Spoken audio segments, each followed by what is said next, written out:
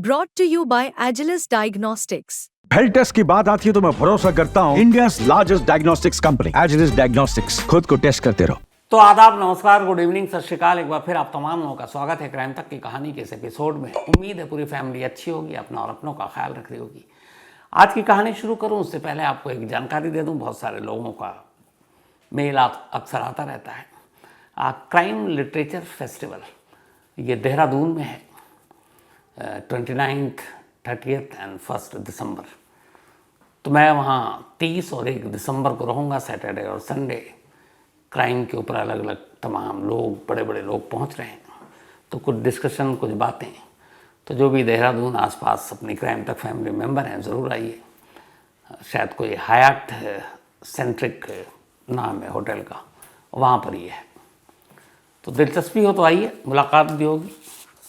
अब आते हैं आज की कहानी के ऊपर। एक शख्स अपनी गर्लफ्रेंड को एक होटल ले जाता है। होटल ले जाने के बाद वो उसका कत्ल करता है। कत्ल करने के बाद लाश रूम में बेड पर पड़ी है और अगले 2 दिनों तक वो उसी डेड बॉडी के साथ उसी कमरे में खुद को बंद रखता है। 2 दिन बाद जब लाश से बदबू आनी शुरू होती है, लाश खराब होने लगती है, तो एक सुबह रूम से निकलता है और गायब हो जाता है।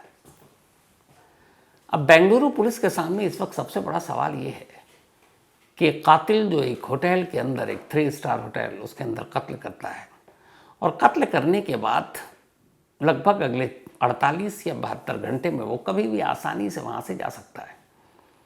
लेकिन क्या वजह है कि कत्ल करने के बावजूद वो अगले 48 घंटे या उससे ज़्यादा घंटे उसी होटल में, उसी कमरे में, उसी डेड बॉडी के साथ रुकता है, रहता है और फिर जाता है। और जाता इसलिए है क्योंकि अब उस कमरे में बदबू इतनी ज़्यादा थी कि वो शायद बर्दाश्त नहीं कर सकता था। बेंगलुरु इधर अचानक क्राइम अगेंस्ट वुमेन बहुत सारी वारदात हो गई है। हालांकि जो हमारे रिपोर्टर्स वगैरह आज उन्होंने एक अच्छा पॉइंट बताया वो ये कि बेंगलुरु में जितने क्राइम अगेंस्ट वुमेन या महिलाओं के ख़िलाफ़ जो तमाम मर्डर्स, बाकी चीज़ें हो रही हैं, वो बेंगलुरु के लोकल नहीं है, बल्कि दूसरे स्टेट से जो वहाँ आकर बड़ी तादाद में लोग रहते हैं, उनके ज़रिए ये सारी चीज़ें हो रही हैं। आज की कहानी एक 19 साल की लड़की और एक 21 साल के लड़के की है। लड़की 19 साल की, रहने वाली असम की, नाम माया गोगोई डेका। माया की बड़ी बहन बेंगलुरु में रहती थी, वहीं जॉब करती थी। तो माया भी 3 साल पहले 2021 में बेंगलुरु पहुंचती है इत्तेफाक से। तब कोरोना के बाद थोड़ी सी कुछ शायद ढील हुई थी और वो अपनी सिस्टर के साथ और एक कज़न के साथ एक अपार्टमेंट में रेंट पर रहती है। सोशल मीडिया में वो काफ़ी एक्टिव थी। वो अपने एक डिजिटल कंटेंट क्रिएटर के तौर पर काम करती थी। फिर बाद में उसने एक एजुकेशनल फर्म, कंसल्टेंसी ज्वाइन कर ली। तो वो भी नौकरी करती और अपना काम भी करती, जो शौक उसका था। सब कुछ ठीक चल रहा था। इसी दौरान केरल का एक लड़का था और उस लड़के का नाम आरव हनोई। आरव हनोई केरल के कुन्नूर का रहने वाला। बिजनेस एडमिनिस्ट्रेशन में उसने ग्रेजुएशन किया और इसके बाद वो भी एक स्टूडेंट काउंसलर के तौर पर काम करने के लिए, नौकरी करने के लिए 6 महीने पहले बेंगलुरु पहुंच गया। अब 2 अनजान लोग, 2 अजनबी बेंगलुरु में, दोनों कभी मिले नहीं, कभी बात नहीं हुई, कभी देखा नहीं, लेकिन तकदीर दोनों को बेंगलुरु ले आई। उधर आरव आया, इधर डेका आई। अब डेका चूँकि सोशल मीडिया पे काफ़ी एक्टिव थी, तो उसी सोशल मीडिया के ज़रिए, जो आजकल एक नया फैशन हो चुका है, डेका और आरव की मुलाकात होती है। मुलाकात होती है, पता चलता है कि दोनों बेंगलुरु में हैं। फिर बातचीत होती है, फिर दोनों फिज़िकली मिलते हैं। उसके बाद दोस्ती गहरी होती जाती है और फिर दोनों में प्यार हो जाता है। सब कुछ ठीक चल रहा है। लगभग 6 महीने इनके रिश्तों को बीत गए। 6 महीने के बाद 23 नवंबर, अभी 23 नवंबर की बात है, दोपहर 12:31 का वक्त। आरव और माया डेका ये दोनों बेंगलुरु के ही एक इंदिरा नगर इलाका है, उसी इलाके में एक 3 स्टार होटल है जो एक सर्विस अपार्टमेंट है। उसका नाम है दी होटल रॉयल लिविंग। तो इसी होटल रॉयल लिविंग में ये दोनों पहुंचते हैं 12:31 पर। मैं टाइम इसलिए बता रहा हूँ ये, क्योंकि सीसीटीवी कैमरे में ये टाइम कैद है और सीसीटीवी कैमरे में ये आप इन दोनों को देख सकते हैं। वाइट कैप पहने हुआ है आरव और उसके साथ वो है डेका। जब ये इस होटल के रिसेप्शन में पहुंचते हैं तो डेका को साफ देखकर लग रहा है वो हंस रही है, मुस्कुरा रही है, मतलब कहीं कोई शिकन नहीं, टेंशन नहीं। और ये भी है कि शायद दोनों अपनी मर्जी से पहुंचे। दोनों के पास एक एक बैग है। इसके बाद डेका सोफा पर बैठ जाती है, आरव रिसेप्शन पर जो शख्स आता है उसको डिजिटल तरीके से पेटीएम या किसी और मोड से पे करता है और फिर दोनों इसी होटल के एक रूम जो उनको अलॉट किया गया था वहाँ चले जाते हैं। 23 नवंबर को रिसेप्शन पे इन्होंने बताया कि उन्हें कि सिर्फ एक दिन के लिए कमरा चाहिए था, यानी 24 को चेकआउट करना था। अब 23 नवंबर को दोपहर लगभग 12:32-33 पे दोनों कमरे के अंदर हैं और उसके बाद सब कुछ नॉर्मल। अब 24 तारीख आ गई, 24 नवंबर, उसी दिन चेकआउट करना है। 12 बजे तक चेकआउट का टाइम था। रिसेप्शन से रूम में लैंडलाइन नंबर पर फ़ोन जाता है और कहा जाता है कि आज आपको चेकआउट करना है। तो आरव फ़ोन उठाता है और कहता है कि हम इवनिंग में चेकआउट करेंगे, जो भी एक्स्ट्रा होगा हम दे देंगे। रिसेप्शन वाले कहते हैं ठीक है। इवनिंग जब होगी तो फिर रिसेप्शन से फ़ोन जाता है और वो फिर आरव कहता है कि एक काम कीजिए, एक्सटेंड कर दीजिए, हम अब नेक्स्ट डे चेकआउट करेंगे, यानी कि 25 को। 24 को करना था लेकिन 25 को अब हो गया। कई बार ऐसा होता है। अब 25 की मॉर्निंग आ गई। 25 की मॉर्निंग में फिर रिसेप्शन से फ़ोन जाता है और कहा जाता है कि आज आप चेकआउट कर रहे हैं। तो आरव कहता नहीं, एक दिन के लिए और एक्सटेंड कर दीजिए, अब हम 26 को चेकआउट करेंगे। क्योंकि होटल खाली था, कोई बुकिंग थी नहीं, होटल वाले को भी कोई इशू नहीं, तो 26 की बुकिंग तक हो गई। अब आरव और डेका ये दोनों 23 नवंबर से उसी होटल में। इस दौरान में उन्हीं के रूम के नंबर पर एक पार्सल भी आया, वो पार्सल भी आरव ने कलेक्ट किया। लेकिन इस दौरान में आरव के अलावा होटल के किसी एम्प्लॉय ने किसी और को नहीं देखा। अब वो ऑनलाइन खाने का भी ऑर्डर करके मंगा लेता होटल में, तो आरव ही रिसीव करता। अब आ गई 26 नवंबर की तारीख। 26 नवंबर की सुबह 8:19 पर आरव दिखाई देता है एक सीसीटीवी कैमरे में होटल के बाहर। वही वाइट कैप पहने हुआ है और दोनों हाथ जेब में हैं और तेजी से होटल से बाहर निकल रहा है। ये जो तस्वीर है उसके निकलने की तस्वीर है। अब वो होटल से बाहर निकल गया 8:19 पर। अब धीरे धीरे सुबह दोपहर में बदलने लगी। 12 बजे चेकआउट का टाइम था। करीब 10 साढ़े 10 बजे रिसेप्शन से फ़ोन गया लैंडलाइन पर कि आज चेकआउट कर रहे हैं कि नहीं। किसी ने फ़ोन उठाया नहीं। होटल वाले को लगा कि शायद देर से उठेंगे। 11 बजे के बाद फिर फ़ोन किया, किसी ने उठाया नहीं। अब चूंकि इन दोनों ने जब रिसेप्शन पे एंट्री की थी तो मोबाइल नंबर भी था, तो अब रिसेप्शन पे जो बैठा हुआ शख्स था उसने आरव के मोबाइल पर फ़ोन किया। Mobile switch off. उन्हें लगा क्या है। फिर उन्होंने 1-2 बार कमरे में किया, खुला नहीं। 12 बजने वाला था, चेकआउट है कि नहीं पता नहीं चल रहा है। तभी फिर एक होटल के स्टाफ को कहा गया कि भाई जाओ रूम में ही पूछ कर आओ कि उनका क्या इरादा है। होटल का एक स्टाफ फर्स्ट फ्लोर पे उनके रूम में पहुंचता है। घंटी बजाता है, थोड़ी देर वेट करता है, कोई आवाज़ नहीं। तभी वो देखता है कि दरवाज़ा बंद नहीं है, अनलॉक नहीं है, खुला हुआ है थोड़ा सा। स्टाफ दरवाजे को धक्का देता है। जैसे ही वो दरवाजे को धक्का देता है अंदर से एक तेज़ बदबू आती है। वो स्टाफ हैरान, ये क्या है, लेकिन फिर भी अब दरवाज़ा खुला तो सामने बेड है। बेड पर उसकी नज़र पड़ी। करीब गया तो उसकी चीखें निकल गई। बेड पर एक लड़की की लाश पड़ी है। उसके जिस्म को आधा ब्लैंकेट से ढका हुआ है। ब्लैंकेट खून से तरबतर है। बस वो इतना ही देखा, बदआवाज़ भागा चीखते हुए। बाकी स्टाफ ने उसकी चीख सुनी, फिर सब आए। उन्होंने देखा लाश बेड पर। उन्होंने कहा पुलिस को बताने की ज़रूरत है। पुलिस को फ़ौरन फ़ोन किया गया। पुलिस अब मौके पर पहुंची और पहली बार पूरी तरह से अंदर कमरे में दाखिल हुई। जब अंदर कमरे में दाखिल हुई तो ये क्राइम सीन की तस्वीर है उस वक्त की, उस रूम की। ये बेड है, बेड के साथ ब्लैंकेट है, ब्लैंकेट पे बहुत सारे खून की बूंदें हैं। बेड पर एक मोबाइल रखा हुआ है। बेड के नीचे एक नायलॉन की रस्सी पड़ी हुई है और उसी बेड के दाईं तरफ ये जो फर्श है उस पर भी खून के निशान हैं। अब जब ये सब कुछ देखा तो अंदाज़ा हो गया कि ये जो कत्ल हुआ किसी तेज़धार हथियार से हुआ है। इसके बाद खैर पुलिस बॉडी को उठाती है और पोस्टमार्टम के लिए भेज देती है। मरने वाली कोई और नहीं, वही हंसती हुई मुस्कुराती लड़की थी जो रिसेप्शन पे आपने देखा 23 नवंबर दोपहर 12:31 पर। 23 नवंबर को उसने चेक इन किया था और 26 नवंबर की दोपहर को देखा एक लाश थी उसी कमरे में। अब चूंकि इस कमरे में दो लोग ठहरे थे, एक डेका और दूसरा आरफ, तो अब पुलिस ने पहला सवाल ये कि भाई इसका पार्टनर कहाँ है। अब होटल वालों ने इधर उधर देखना शुरू किया। उन्होंने कहा हमें तो पता नहीं, मोबाइल पे कॉल किया तो पता चला स्विच ऑफ है। पुलिस ने कहा सीसीटीवी कैमरा चेक करो। अब जब सीसीटीवी कैमरा चेक किया गया तो नज़र आया कि 8:19 पर बड़ी तेज़ी के साथ अपना कैप पहनकर आरब होटल से निकल रहा और उसके बाद से गायब है। पुलिस वालों ने रिसेप्शन से आरब का नंबर लिया, मोबाइल उसको कॉल किया, स्विच ऑफ। अब क्या किया जाए? फौरन पुलिस ने आरब के मोबाइल के CDR निकालने शुरू किए और देखा कि कब कब क्या कॉल। तो पता चला कि सुबह 8:30 के आसपास आरब का मोबाइल ऑन था और तब उसने अपने मोबाइल से एक कॉल किया था, कॉल नहीं बल्कि एक अपने मोबाइल के ऐप से कैब बुक किया था और वो कैब रेलवे स्टेशन तक के लिए था, क्योंकि ऐप में सारा आ जाता कहाँ से कहाँ तक।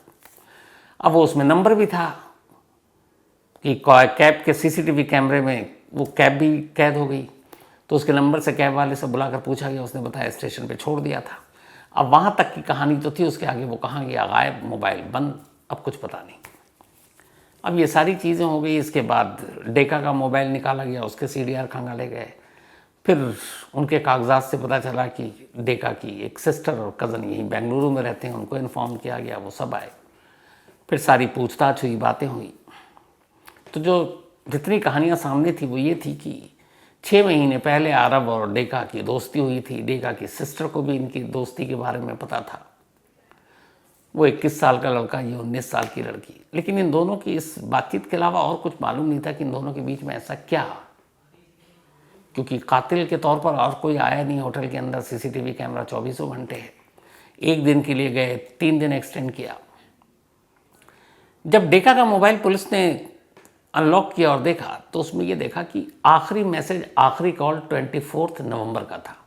तो पुलिस ने अंदाज़ा लगाया कि 24 नवंबर तक ये मोबाइल चार्ज था, ऑन था, और 24 नवंबर को ये मोबाइल चूँकि चार्ज हुआ नहीं तो बंद हो गया। तो उसी के हिसाब से पुलिस ये मानकर चली कि 24 नवंबर को ही डेका का कत्ल कर दिया गया। यानी 23 नवंबर को चेक इन हुआ और 23 नवंबर की हो सकता है रात को ही 12 के बाद और सुबह से पहले, मतलब होटल में चेक इन करने के कुछ घंटे के बाद ही डेका को मार दिया गया। पोस्टमार्टम रिपोर्ट आई तो पता चला उसके जिस्म पर 10 से ज़्यादा चाकू के निशान थे, जिसमें सर से लेकर सीने तक हर जगह। तो अब 24 तारीख को मोबाइल बंद, और जो लाश की हालत थी वो ये बता रही थी कि कम से कम 48 घंटे से ज़्यादा पुरानी है। तभी उसमें से स्मेल आना शुरू हुआ था और लाश ख़राब होने लगी थी। लेकिन दूसरी तरफ होटल वाले और CCTV कैमरा ये गवाही दे रहे हैं कि जिस कमरे में जब इस होटल का स्टाफ घुसा और बाद में पुलिस आई, तब तक वो पूरा कमरा, उसमें अजीब सी स्मेल थी, बदबू थी। और उससे कुछ घंटे पहले उसी रूम से आरव निकल कर गया था सुबह 8:19 पर, और वो आरव लगभग पिछले 3 दिनों से उसी कमरे में था।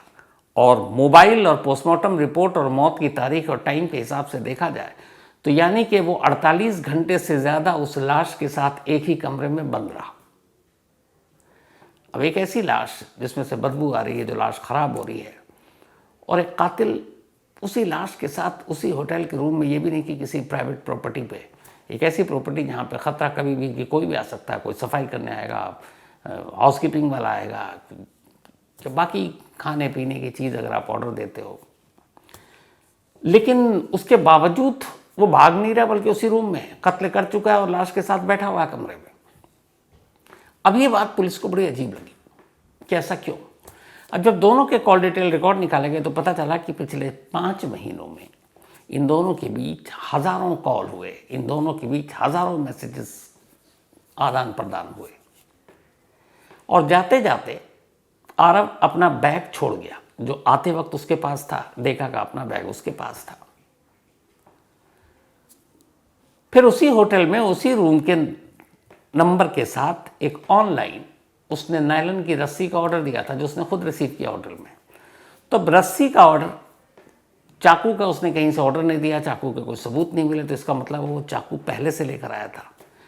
तो यहीं से पुलिस का मानना है कि ये अचानक होटल में आने के बाद कोई झगड़ा हुआ और फिर कत्ल हो गया, ऐसा नहीं है, ये सीन ही नहीं है, ये एक वेल प्लान मर्डर है। और जब आरव इस होटल में आया तो ये ठान कर आया था कि उसे डेका का कत्ल करना है।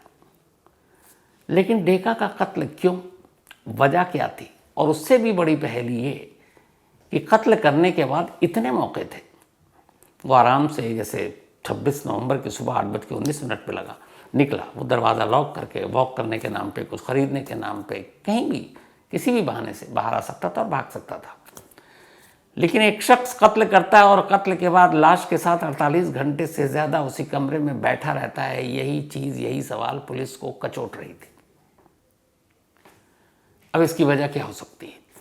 तो एक चीज़ पुलिस की नज़र में आई, वो ये कि उसने रस्सी का ऑर्डर दिया, चाकू भी था, लेकिन इन दो चीज़ों से थोड़ा सा अंदाज़ा ये हुआ कि शायद उस होटल में रहते हुए आरव लाश के टुकड़े कर उनको किश्तों में अलग अलग जगहों पर ठिकाने लगाने की प्लानिंग में था कि थोड़े थोड़े लाश के टुकड़े लेकर बाहर जाएंगे और उसके बाद उसको कहीं ठिकाने लगा देंगे।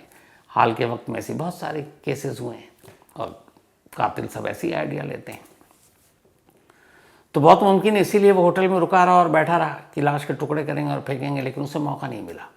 लेकिन इस थ्योरी में एक थोड़ा सा पेंच ही आ रहा है कि कमरे में नायलन की रस्सी थी, चाकू था और बैग छोटे से थे, कोई ट्रॉली बैग भी नहीं था और कोई इतने बहुत सारे पॉलीथिन भी नहीं मिले जिसमें आप टुकड़ों को रख कर और बाहर फेंक सकते हैं।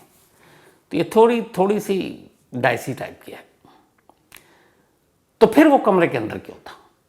और उससे ही बड़ा सवाल कि जिस डेका से 6 महीने से दोनों दोस्ती थी, फिर प्यार था, दो डेका की सिस्टर और ये सब एक दूसरे को जानते हैं और वो मिले थे, उसका उसने कत्ल क्यों किया? कत्ल करने के लिए एक होटल को क्यों चुना, जो एक ऐसी जगह है जहाँ पे सबसे ज़्यादा रिस्क होता है? अपना चेहरा, अपना सब कुछ लेकर आया, हालांकि कैप के ज़रिए उसने थोड़ा सा चेहरा छुपाने की कोशिश की। तो ये बहुत सारे सवाल हैं, लेकिन इन सवालों के जवाब तब सामने आएंगे जब आरव सामने आएगा। और फिलहाल बेंगलुरु पुलिस का ये कहना है कि जो उसने कॉल डिटेल रिकॉर्ड और बाकी उसकी चीज़ें खंगाली, कुन्नूर में उसकी फैमिली तक पहुंच गई, बातचीत हुई, तो उनका कहना है कि आरव के पास इतने पैसे नहीं हैं कि वो बहुत दूर जाए और बहुत देर तक भागा रहे। तो पैसे हैं नहीं, छुपेगा कहाँ? पुलिस की टीमें अलग अलग लगी हुई हैं, मोबाइल ऑन होगा तो लोकेशन पता चलेगा, ये सारी चीज़ें हैं। लेकिन ये दो सवाल हर कोई इसका जवाब जानना चाहता। पहला, जिस लड़की से उसकी दोस्ती और प्यार, उसे इतनी बेदर्दी से क्यों मारा? क्या जेलसी थी, क्या कुछ और था? और उससे भी बड़ा सवाल ये कि कत्ल करने के बाद जब वो भाग सकता था, फिर भी 48 घंटे से ज़्यादा लाश के पास रहकर वो क्या करना चाहता था? अजीब मतलब ये चीज़ है। तो अब इन दोनों सवालों के जवाब के इंतज़ार हमें भी है। सगैराज हमारे रिपोर्टर भी बेंगलुरु में हर वक्त पुलिस के कांटेक्ट में है। जैसे ही इस कहानी का क्लाइमेक्स हमारे सामने होगा, आप तक ज़रूर पहुंचाऊंगा। और अगर आप में से किसी को पता है बेंगलुरु में हमारे बहुत सारे क्राइम तक फैमिली मेम्बर हैं, ये पता चलेगा तो बताइएगा, ज़रूर उसको शामिल करेंगे। लेकिन इसका फॉलोअप मैं ज़रूर आप तक पहुंचाऊंगा और सुनाऊंगा भी, ये वादा है। तो फिलहाल कहानी ये रही, लेकिन कहानी ख़त्म करूँ उससे पहले वही अपना सिलसिला। आज अंशिका पटवा, इनका बर्थडे है, तो हैप्पी बर्थडे अंशिका। और ये PK पटवा साहब की बिटिया हैं और PK पटवा साहब एयरफोर्स में हैं, श्रीनगर में पोस्टेड हैं। और नौकरी ऐसी, क्योंकि सरहद पर और बाकी जगहों पे जब आप रहते हैं, ख़ासतौर पर हमारे जवान, चाहे एयरफोर्स हो, आर्मी हो, छुट्टियाँ कम मिलती है। तो बिटिया के बर्थडे की वजह से इनको छुट्टी नहीं है, तो ये श्रीनगर में। लेकिन कोई बात नहीं, पटवा साहब, पूरी क्राइम तक फैमिली मेम्बर की तरफ से बिटिया अंशिका पटवा को हैप्पी बर्थडे। हमारे कुलीग हैं बहुत सीनियर, जिनके साथ मैं इराक भी गया था, कृपाल सिंह जी। तो कृपाल सिंह और पूनम जी, इन दोनों की भी आज मैरिज एनिवर्सरी है। तो कृपाल भाई, पूनम भाभी, आप लोग हमेशा अच्छे रहें, खुश रहें, आपकी जोड़ी यूँ सलामत रहे, यही दुआ है दिल से। और साथ ही महेश कुमार और चित्रा जी, इन दोनों की भी आज मैरिज एनिवर्सरी है। तो महेश जी और चित्रा जी, आप दोनों को भी दिल से बहुत बहुत बधाई, मुबारक आपकी इस शादी की सालगिरह की। तो हैप्पी मैरिज एनिवर्सरी। राहुल गाई समुद्रे जी, इनका भी आज जन्मदिन है। तो हैप्पी बर्थडे राहुल गाई समुद्रे जी, और ये आदित्य जी के फादर हैं। साथ ही याल्डा शम्स, इनका भी आज बर्थडे है, हम नाम है। तो हैप्पी बर्थडे याल्डा शम्स, और ये इमाल शम्स की वाइफ है और अफगानिस्तान से हैं दोनों, लेकिन फिलहाल जर्मनी में। माही का भी आज बर्थडे है, तो हैप्पी बर्थडे माही, और ये अमित कुमार की बिटिया हैं। साथ ही मेघा का भी जन्मदिन है, हैप्पी बर्थडे मेघा, और ये मनोज प्रजापति जी की बिटिया हैं। आयुष तिवारी, इनका भी बर्थडे है, तो हैप्पी बर्थडे आयुष जी, और ये अनिल तिवारी जी, प्रमिला जी, अमित, शारदा और अनिका, इन सब ने भेजा है। पूजा पाठक का भी बर्थडे है, तो हैप्पी बर्थडे पूजा जी, और ये भेजा टोनी झा ने है। जावेद मिर्ज़ा, इनका भी आज बर्थडे है, तो हैप्पी बर्थडे जावेद मिर्ज़ा। साथ ही रोशनी का भी जन्मदिन है, तो हैप्पी बर्थडे रोशनी, और ये भेजा आदित्य कुमार ने है। इसके अलावा शिवानी अकोटकर और रोशन अकोटकर, इन दोनों की मैरिज एनिवर्सरी है। तो शिवानी जी और रोशन साहब, आप दोनों को बहुत बहुत बधाई। भेजा है मज़ार बेग ने। पल्लवी एंड छोटन, इन दोनों की भी आज मैरिज एनिवर्सरी है। तो पल्लवी जी और छोटन साहब, आप दोनों को बहुत बहुत बधाई। भेजा है प्रशांत कुमार गुप्ता ने। अंजलि वाजपेयी एंड निकेश त्यागी, इन दोनों की भी मैरिज एनिवर्सरी। तो अंजलि जी और निकेश जी, आपको बधाई। भेजा सुरेंद्र सिंह जी ने है। पूनम एंड कंवलजीत, इन दोनों की भी आज मैरिज एनिवर्सरी। तो पूनम जी और कंवलजीत जी, आप दोनों को ही बधाई। भेजा जसविंदर कौर संधू ने। साथ ही आकाश, नंदिता एंड अक्षिता, आकाश और नंदिता पति पत्नी, और अक्षिता इनकी बिटिया हैं। आकाश ने एक मेल लिखा, बहुत ही खूबसूरत। इनके मेल की छोटे में कहानी ये है, पूरी कहानी लिखी है इन्होंने, कि ये अक्सर दफ्तर जाते हुए रास्ते में मेरी कहानी सुनते हैं, और वो पूरी कहानी सुनने के बाद रात को जब घर लौटते हैं तो डिनर के वक्त वही कहानी ये अपने स्टाइल, अपने अंदाज में अपनी पत्नी यानी नंदिता को सुनाते हैं। और धीरे धीरे नंदिता को अब लत लग गई इनकी कहानी सुनने की, इनके अंदाज में। तो वो सुनाते हैं और वो डेली सुनती हैं। एक रोज़ क्या हुआ कि इन्होंने सारा इल्ज़ाम मुझ पर धर दिया कि आप बिन बताए हुए आप गायब हो गए, आपने कहानी सुनाई नहीं। तो मैंने कुछ सुनी नहीं, तो अब सोचा कि मैं क्या सुनाऊँ घर जाके, क्योंकि डेली तो सुन के सुना देता था। तो उस दिन घर पहुँचे, फिर वही डाइनिंग टेबल पर बैठे। अब नंदिता ने इनसे कहा, चलो तो शुरू हो जाओ, आज की कहानी क्या है। इन्होंने कहा, आज तो मैंने सुनी नहीं। तो उन्होंने कहा, क्या मतलब? उन्होंने कहा कि मैंने भाई, उन्होंने सुना ही नहीं, मैंने सुनी नहीं। तो फिर ये हुआ कि आप ही सुन लो, चलो डायरेक्ट क्राइम तक पे ही सुन लो। तो अब यहाँ कमाल देखिए, नंदिता ने कहा आकाश से कि नहीं, तुम ही सुनो, और मुझे तुम सुनाओगे, कि मुझे तुम्हारे सुनाने का अंदाज़ पसंद है। तो ये भी देखिए एक मोहब्बत है। तो thank you so much Akash, Nandita and Akshita. और आइंदा ख्याल रखूँगा आकाश जी, नंदिता जी, जब भी छुट्टी करूँगा पहले बता दूँगा, ताकि आकाश साहब को तकलीफ ना हो। Advocate Amish Naval Kishore Pandya ji, thank you so much. और माफ़ी चाहता हूँ, आपका रिस्पॉन्स बहुत देर से दिया, और जो भी आपने लिखा दिल से, उसके लिए शुक्रिया अमीश नवल किशोर पांड्या जी। तो कहानी में आज इतना ही। अब आपसे मुलाकात होगी कल रात 9 बजे किसी नई कहानी के साथ। तब तक अपना और अपनों का ख्याल रखिएगा। Thank you very much.